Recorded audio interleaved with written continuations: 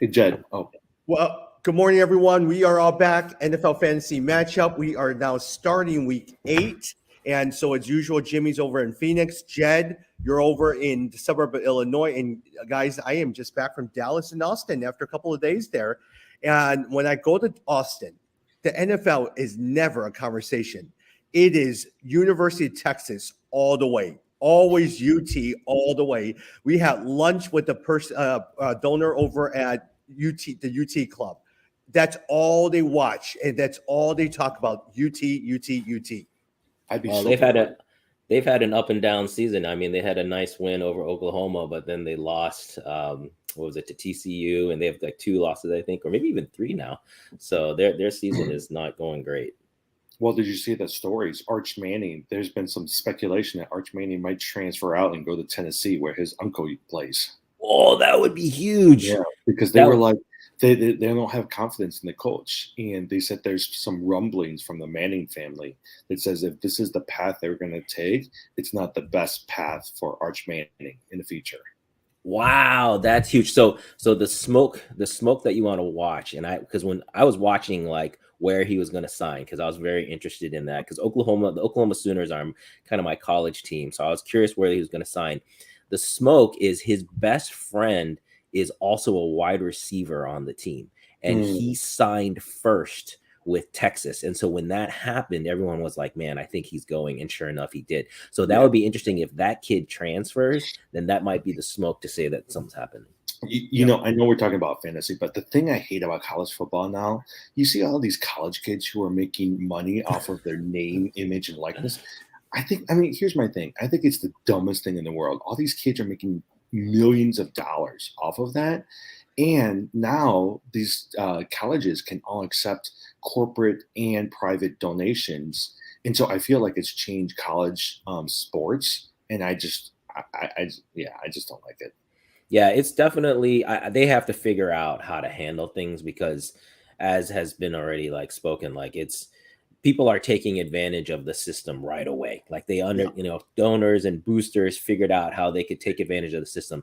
So they have to they're going to have to iron out some of that. But personally, for me, it's like a pendulum, right? It's like all the money was being made by, the universities, and now it's starting to swing a little bit back towards the players. And I agree, there's got to be stuff they work out. But me personally, I always thought it was pretty screwy that, these kids were basically working for free and they're making, billions of dollars for the universities.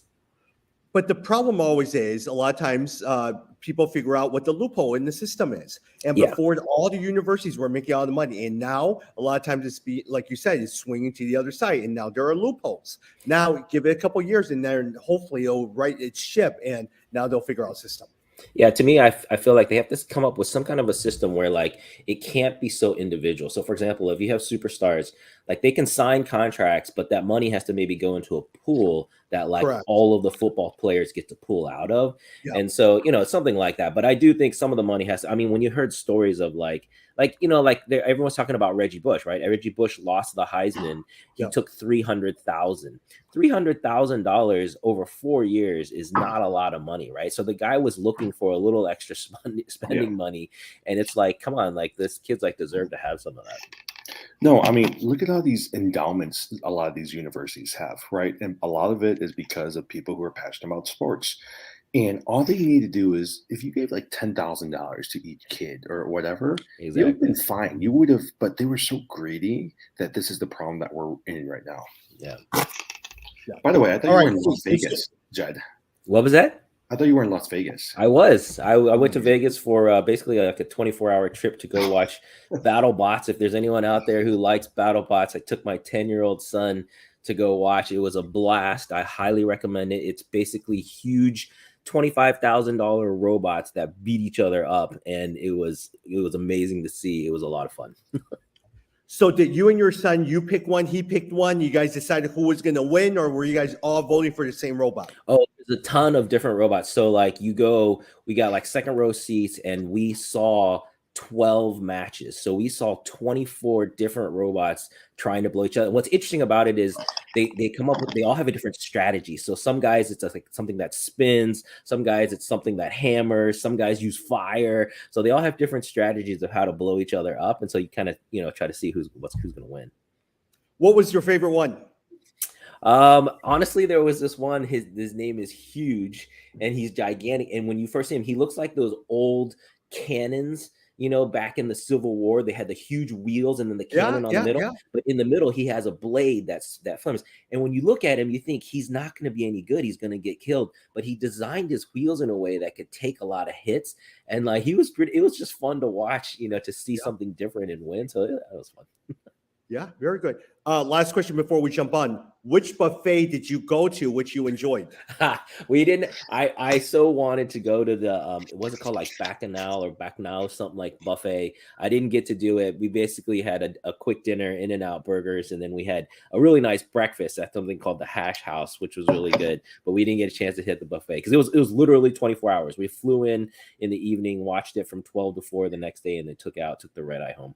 Yeah. Wow. Okay. We have a group of friends that hang out together, and one of the guys this year, because we try to do a hangout every year somewhere, and he really wants us to go to Las Vegas purely because of the buffets. It was really, I told my wife, it was packed. There were a ton of people. Everything's open. I totally would agree. If it was just a little bit closer from Chicago, like a 4-hour flight is pretty brutal, or 3.5-hour flight, but it is a fun place to go. I would totally second that, Jamie. Hey, going to yesterday's game, did any of you? Okay, which game did you watch? Did you watch the football game, or did you turn on to the Dallas Mavericks against the New Jersey Nets? Because I watched the other one. I know you want to talk about Luka. Luka looking amazing with his triple-double just because you got him on your keeper team. It makes life a lot more interesting to watch. But which one did you guys watch? I watched the Baltimore Ravens versus Tampa Bay Bucks.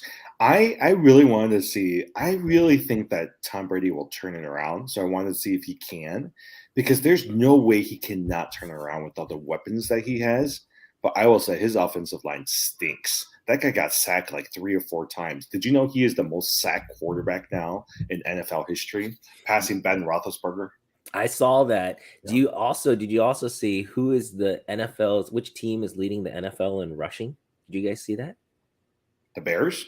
Yeah, the Bears. The Bears are number 1. I was like, right? Yeah. That's so crazy. But no, I agree on the Tom Brady thing. I didn't get to watch because I don't have Amazon, or I don't have Prime. But I think the Tom Brady storyline is really interesting when you think about, him making the move to Tampa, winning, kind of redeeming his whole getting out of the system quarterback thing, like he's the GOAT.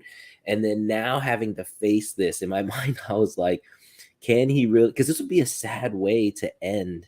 Like if this is the last year, this would be a sad way to end. So I agree with you, though. I feel like there's too many weapons there. They got to figure things out. But man, they've had 2 brutal losses. No, I think that he has to turn it around. Like in terms of the story, he has to turn it around. Now, at the same time, Mike Evans did get 123 yards. Tom Brady did throw for 325. Godwin was okay. Julio Jones came back and got Leonard that touchdown. Leonard Fournette got a touchdown. So see, I think to me, the Tampa Bay's issue is the running game. Basically you have Tom Brady who's like saying he's behind Leonard Fournette. Fournette is dead last in average yards per rush. He's dead last in the NFL. You cannot win doing that. So their rushing game is really, to me, the main problem.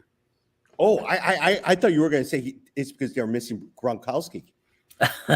They don't need any more receivers. Their receiving core is fine, and obviously the passing game is fine. He had over 300 yards. I think Jimmy's point about being able to keep people off of Tom Brady is important. The line has not been great, but a lot of that starts with the rushing, right? If the defense doesn't respect your run, then they can load up on the pass, and that's just what's killing them. But that's one of the things about Gronk that they did say. They said that Gronk did such a great job understanding Brady, right? So if Brady needed him to protect him, he was there to protect him. If he needed somebody he can just dump off a pass to, he knew Gronk knew where to go, right? So I think my guess is, I also think, outside of that, Bruce Arians was a really good coach, you know, and maybe they didn't get along, but I think now that they've moved over to Todd Bowles, I think they've lost something there as well too. That's a really good point on Gronk. Like I never thought of that. Like he's in a way he's kind of like a protector because Mhm. he's a very good blocker. So you're right, he could stay in, but if he senses that the line's collapsing, he can sneak out for a little dump off. That's a really good point. You're right. And that's probably why they're so close. He's basically like his bodyguard. I mean, you guys always play NFL 2K, right? A lot of times you're sitting there. Gronk went right down the middle, and a lot of times all you did was just throw it down the middle, and he was flexible enough where he could get you some yardage. Yeah, anyone basically to me the problem in 2Ks any of the video games is everyone plays Tampa 2 defense. They always play two back, and so the middle is always where you attack. Once Yeah. people figure that out, then it becomes a different game. Okay, side note, NFL 2K, my favorite team always playing was the Tampa Bay team with Mike Allstott. I loved Mike Allstott. All I did was hand it off to Mike Allstott and run it down the middle. It was that was my play all the time. Jed, we used to play a lot. Yeah, no, I could see that, and I could see Tommy being the one guy who would play a video game, an NFL video game, and want to just win 3-0. Yes, that's all I care about. I just need to win. No, the point hey. is to score 100 points when you're playing video games. That's what makes it fun, is to score crazy points. By the way, Gus Edwards, did you guys see that he is not injured? They thought that he really seriously hurt his hamstring, but it looks like he could potentially come back next week. So Who? Gus Edwards. Oh, okay, guys. Because he got taken out for that. On the Baltimore side, speaking of Gus Edwards, pay attention. If you're looking at waiver, Mark Andrews is out with the shoulder injury. Yeah. Pay attention to the guy that we were looking at, Isaiah Likely. He has 6 catches, 77 yards, 1 touchdown.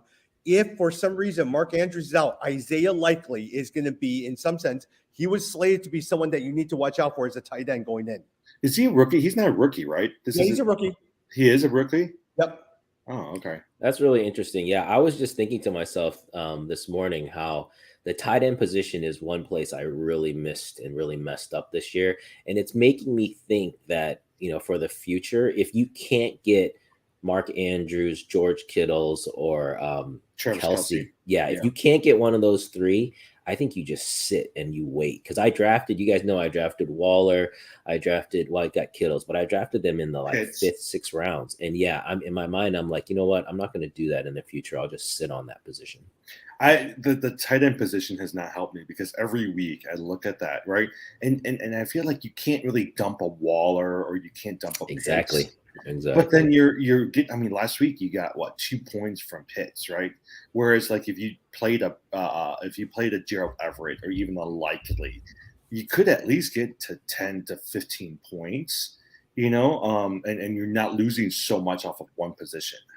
No, I'm actually already sitting those guys. Like I have not dropped them, but I'm sitting them. I haven't played them for a couple weeks, even though I missed out on that Pitts 1 touchdown, but I haven't played them. So you're right. They're just taking up bench space. So it's just a question of at what point are you willing to cut them? And what makes it harder is the keeper league, right? If I drop Pitts in the keeper league, like that's really hard.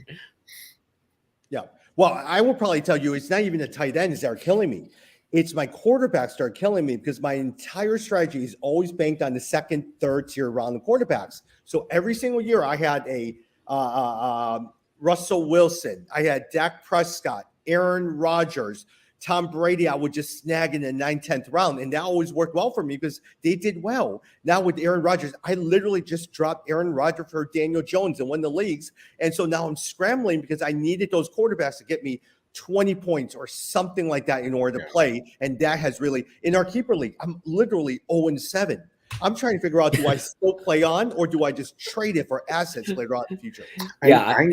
I know that I always advocate for quarterbacks being drafted high, but for me, I always like the top 3 or 4, right? And this year it was Hurts, it was Josh Allen, it was Mahomes, and then it was also Justin Herbert. Yeah, right. Because I like to have those points, right? Like in the last few weeks, they're consistent. They get you your 20 or 30 points, and you don't have to worry about them.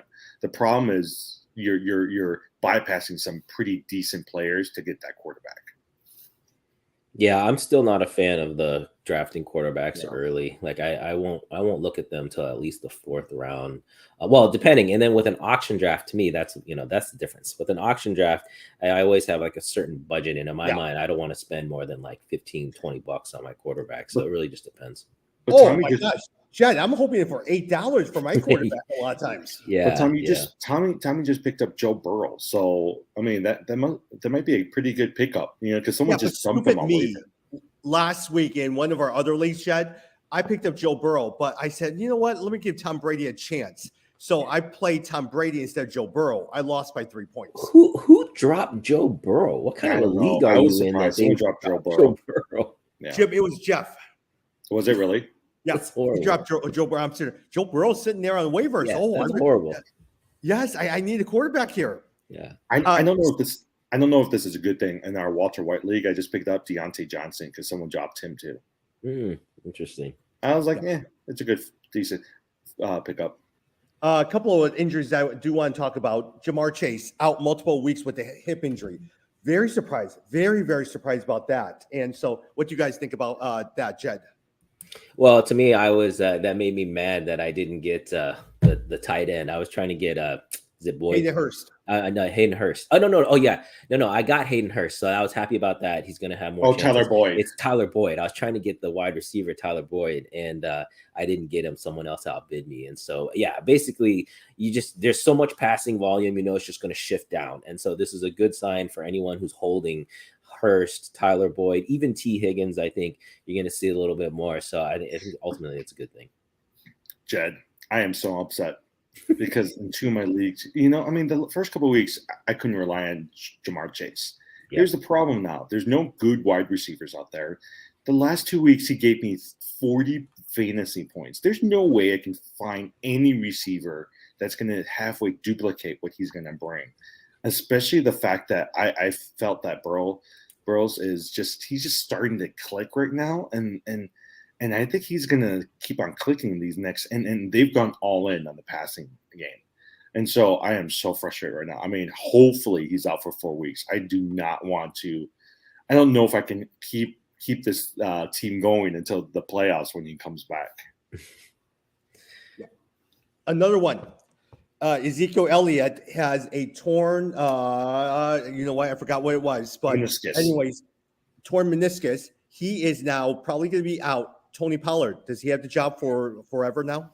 Tony, Jed, we saw this coming, right? Like we all said at some point, Tony Pollard is going to be number one running back, passing Ezekiel Elliott. And I think that's why from a dynasty league, that's who I'm going after is Tony Pollard. Oh yeah, I'm excited to see what's going to happen this weekend. But listen, guys, so in my keeper league team, my running backs are Kenny Walker, Travis Etienne, Dalvin Cook, and Tony Pollard. Yeah, that's pretty good. Who's the guy that I not start? Like I can't figure out who to not start of those four. I'm like, I want to start all of them, but I can only start 3. Yeah. By the way, that's not- I just offered you a trade. Did you see my trade I offered you? no, what'd you offer? You should look. I think you would like my trade I offered you. Is that in our keeper league? Oh, sorry. That was in the Walter. Was that the Walter White? Is that the Walter White league? Oh yeah, that's the Walter White. That was the Walter White. Okay. Oh, yeah, you offered in keeper. Oh, was that for my IDP? I saw that one for my IDP player. Yeah. So Cowboys running back Ezekiel Elliott likely sidelined with the torn MCL thigh bruise. Do you guys remember torn MCL? Which Bears player was criticized for not playing with the torn MCL? Do you remember that story? That's crazy. Jay Cutler? Jay Cutler, remember Maurice Jones-Drew got on Twitter and criticized Jay Cutler for not playing and not being tough enough when he had torn MCL. Here, Ezekiel Elliott has the same thing, sidelined with the torn MCL thigh bruise. Oh, come on. That's serious, man. Like, I don't know how anyone could have criticized. If you don't know, like the ACL is right now through the middle of your knee. The MCL is on the side of your knee. Like you need both. So I don't see how that would be. Tom, did they say how many weeks he's going to be out? At least probably a couple of weeks, they're estimating. But I'm telling you, I don't think Tony Pollard's giving that job back. I think we're going to see how fast the offense moves with Tony Pollard around. Yeah, that's the hope. I mean, if you look again at his per rushing averages, he's one of the highest in the league. He was number one Yeah. for a while. I don't know if he still is this past week, so we'll see. All right, on the flip side, Jim, Matt Ryan, he is now benched. New quarterback. Do you expect very good things out of the wide receivers over in Indianapolis? Did you hear what everybody was saying, why he was benched and why he's never coming back anymore? Even if the rookie quarterback gets injured, they're going to go with the third string person. And if Which is Nick Foles. Yeah, Nick Foles. And if Nick Foles is injured, they're going to go with somebody else because they want to save $17 million. If he's benched right now, he's guaranteed for $12 million this year, $12 million next year. If he plays another game, they owe him another $17 million each year. So they said there is no way they're going to play him, and they're going to go straight to Nick Foles. That is horrible. That's so bad. I hope that hurts their recruiting for the future, because that's just so shady, right? Like, as a player, I mean, it's just, you're not being honest about your representations of what you're going into the season. So they knew all along, hey, if we don't have a good record by week 7, we're going to bail. I mean, essentially, I think that's it, right? Because they're planning. They were hoping that he's going to be fine, right? And they'll pay him if he's going. And remember, a couple of weeks ago, he actually had a pretty decent game. Last week, he didn't. Yeah. I don't know about Sam Ellinger. Maybe he'll be good. But hey, your Texas buddies, Tommy. Sam Ellinger is UT, so I'm sure that they all would be up on him. Yeah. Jed, James Robinson, talk to me about Travis Etienne and James Robinson. What are your hope for both of them? Because a lot of times the darling of now the draft is Travis Etienne. Oh, I think they both are in a good situation. So Travis Etienne, again, for those of you who don't know, he's basically needed to be the guy. I think we're appeasing James Robinson while he was there. And so you should see Etienne's already, the last 2-3 weeks, he's already been in double-digit territory, the fantasy points. So I just think that's going to explode, because remember, with him, you're getting, it's like Austin Eckler. You're getting both the rushing plus the receiving. And so it's just really kind of like a double whammy. But also, I'm not giving up on James Robinson at all. Like, I think he's going into a great situation in New York. And you think he's a better option than Michael Carter? Yes, definitely. Yeah. Robinson, exactly. So I think Robinson's a great step in behind Breece Hall. It'll be interesting if they close out the year really well, what they do with Hall once they come back. But yeah, I think both players I'm starting definitely. Yeah. Jim, Kadarius Toney trade over to the Chiefs.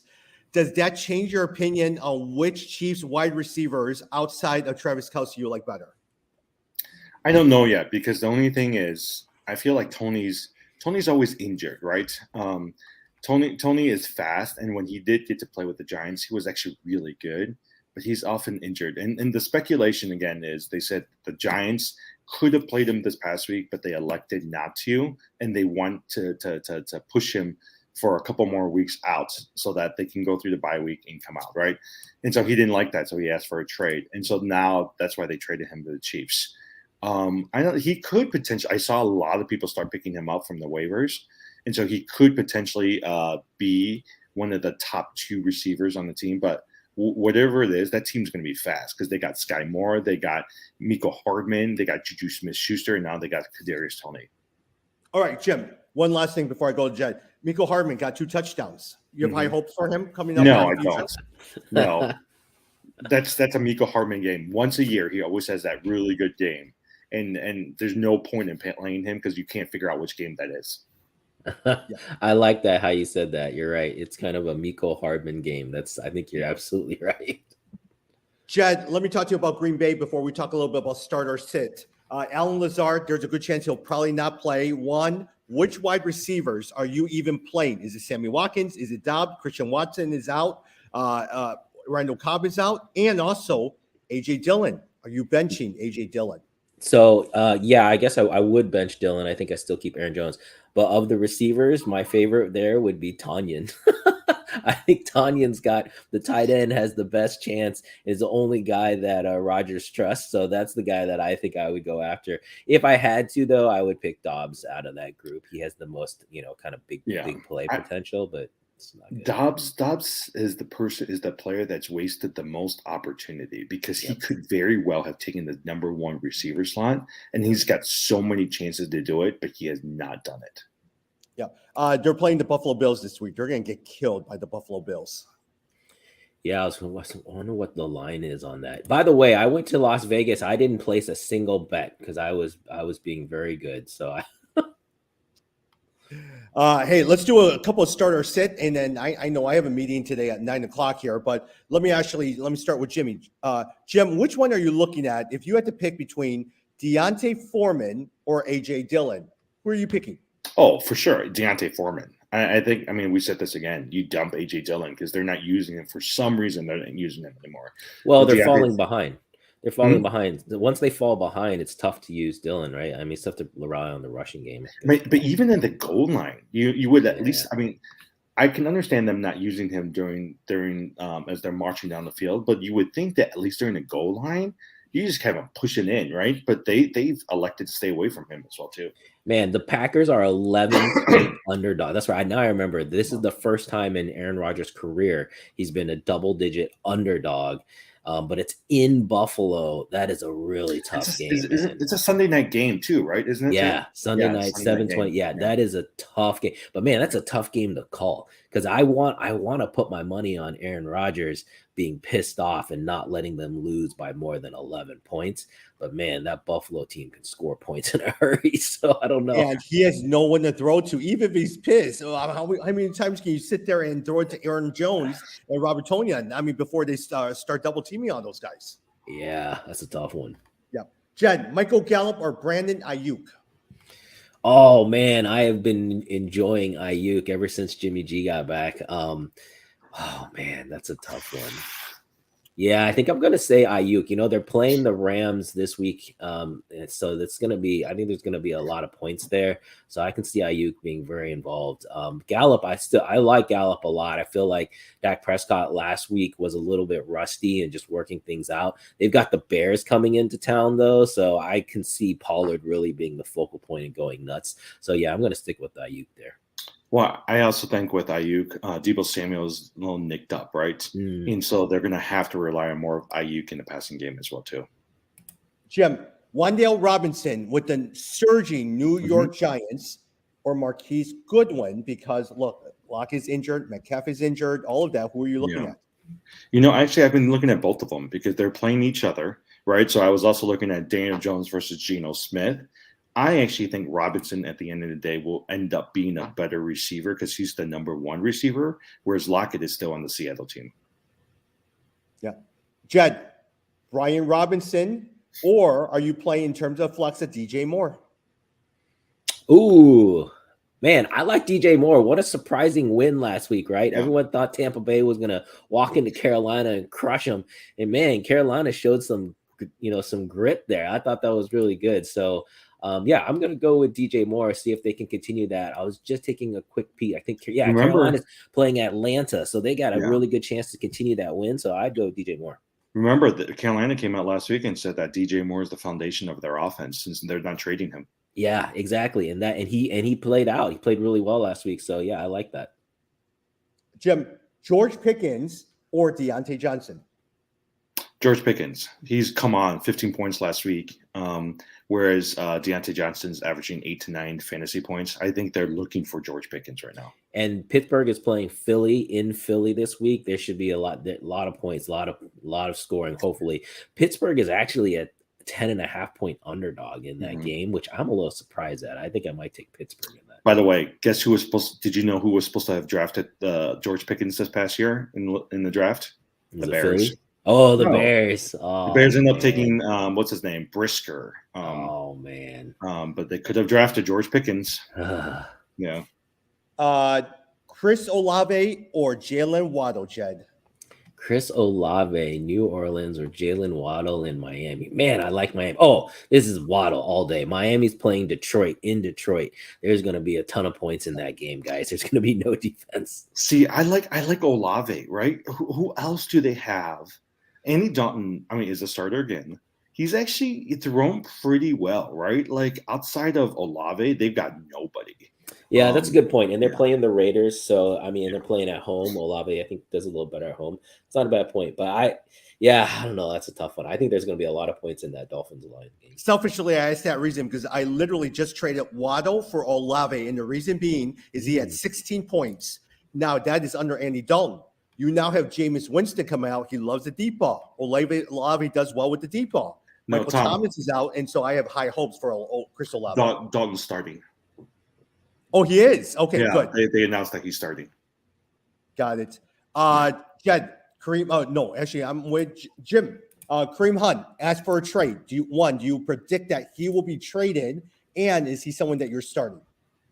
I don't know if he'll be traded, but if I was the Cleveland Browns, I would before the November 1st deadline because I think they can at least get a 4th or 5th round pick. And remember, they still have Dearness Johnson backing him up. So if I were him, if I were the Browns, I would trade him.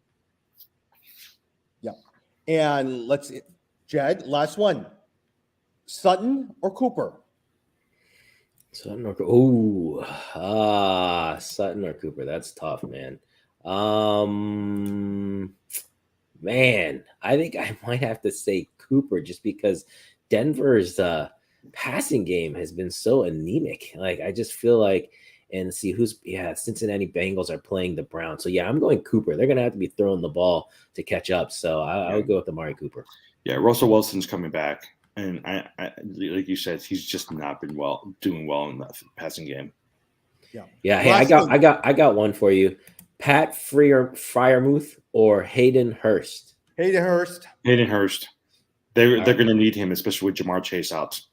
But you will see Tyler Boyd go up. You will see T. Higgins numbers go up. But Hayden Hurst will go up as well too. Oh man! All right, I'll have to. I'm talking about for our league, so I'll have to drop him and pick him up for that. All right, let me add one thing as we wrap up. Let me turn this thing over to basketball a little bit. Neiman Marcus Christmas catalog. Did you guys hear about the story? No. Oh, Neiman Marcus Christmas story. You could bid or not bid. You could buy a 1-on-1. 2-on-2 against Scottie Pippen and his son. Yeah. You will be flown out to wherever Scottie Pippen is. You'll play 2-on-2. You'll have dinner with Scottie Pippen and his son. Now you're gonna have to pay the tip, but he's willing to have dinner with you. He will give you a taste of his bourbon and a signed autographed copy of his book. How much do you think it's going for? Not more than $500. Jim, I bet they're getting at least 100,000. 100,000? No way. Go with his number. What's his number? 33,000. Okay, 33,000. Jed, any other guess? 3,300. $333,033. What? Jed, there are people out there who's willing to pay for this stuff. That's crazy. And you know what? He needs the money. You guys know he's broke, right? The dude is broke, so he needs that. So that's hilarious to me, though. Like I'm like, Scottie Pippen is one of the last NBA guys I don't want to spend time with. Well, I mean, that's why they said that he wrote that book is because he needs he's broke. The dude is broke. Hey, the joke around, ESPN was saying, you know who needs to buy it? Michael Jordan and his son Marcus needs to go buy that and then go play Scottie Pippen and his son. No, that would be hilarious. Now that would be, dude, that's the ultimate Michael thing. I mean, I'm a fan, but the guy is a jerk, and that is a jerk move, man. I could totally see him doing that. Yeah, I can see that too. That would be a fun game to watch, though. Man, I would pay for that. Now, if they did that, I would pay to watch that. They should make that a pay-per-view. Man, I would totally do that. So then the ESPN guys on ESPN 1000 were having this debate. Don't you think that Scottie will win? Because look at Michael. He's chubby. He's fat. He's too slow. He can't even dunk anymore. So they start having this big debate about that. Actually, I can see Scottie and his son because his son is in the G League and the NBA. Yeah. They can at least go to his son. Yeah, and Jordan's kids aren't good. So that's interesting though. Hey, you got to go, Tommy. Yep, I got to run. We'll talk soon. Guys. All right, bye.